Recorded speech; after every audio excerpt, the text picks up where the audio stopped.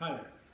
I thought it'd be a good time to give everyone an update as to where the Maryland court system is with regard to reopening itself to the public. As of July 20th, we are in phase 3 of the Court of Appeals administrative order setting forth the tiered plan to get fully reopened and resume business as it was being conducted pre-COVID.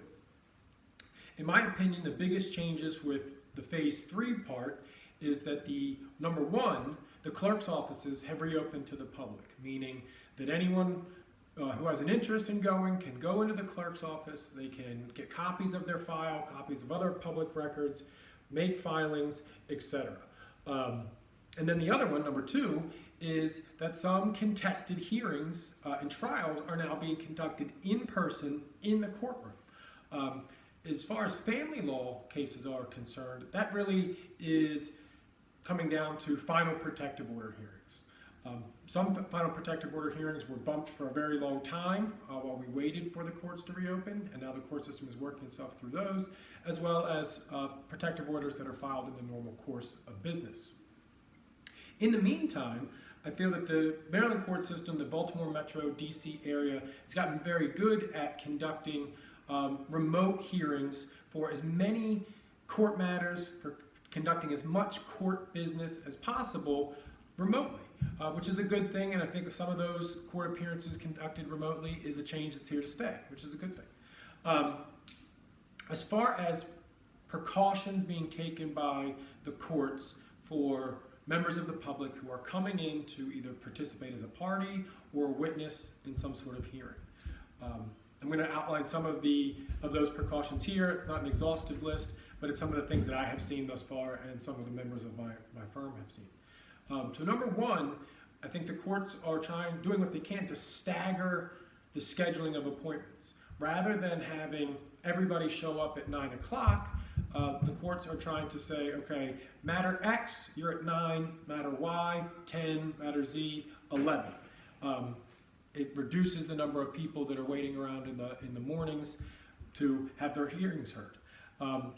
Before you enter the courthouse, bailiffs are going to present you with a questionnaire as to whether you've experienced symptoms, who you've come in contact with, what states you've been in, and there's going to be a temperature check.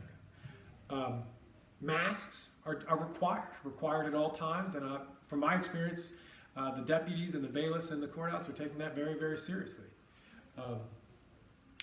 Most courthouses have taken steps to limit the number of seats available to people inside the courthouse and also spacing those seats out. We have aisles and chairs with X's over them in tape. Things are marked off, and then like you'd see in an elevator, there are spaces for people to stand every 6 feet as you approach the bar. And so those are some of the efforts in terms of trying to keep people separate. A very basic thing that most courthouses are doing is there are very stringent limits to the number of people who can be in each courtroom based on the size. And that includes the judge or magistrate and the court staff, whether it's court reporter, court clerk, security, and then you get into the parties, the attorneys, etc. So that you'd think that might be plenty of, if the limit is 10, you might think that's plenty of people, but if 5 or 6 of those people are court staff, it becomes pretty restrictive pretty quickly. One thing I've also seen, Howard County especially is doing this, is they have installed plexiglass around the judges, around the court clerk, and around the witness stand, presumably to stop the spread of respiratory droplets. And so there is a little bit of I wouldn't say interference, but there's certainly barriers in between everyone at this point. And the last thing that I have seen is at trial tables, the attorney and the client are required to stay 6 feet apart. Now, if you put some of these rules together, the attorney's in a mask, the client's in a mask, and they're 6 feet apart, it becomes pretty difficult to privately converse during the hearing. You can't whisper to someone who's 6 feet away.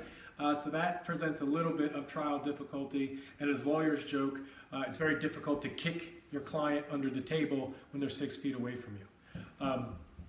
So that's what's going on. I think we're going to learn more about how all this is going to go on as Phase 3 plays itself out. Phase 4 is set to begin right in the beginning of September or the end of August, depending on how you look at it.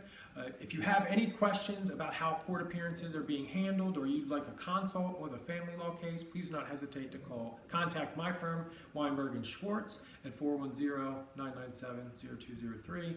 All of my personal information, or professional information I should say, is in the links in the information of this video below. And as always, if you've enjoyed this video, you found it informative, please like it, please comment on it, and please share it with all your friends. Thank you very much.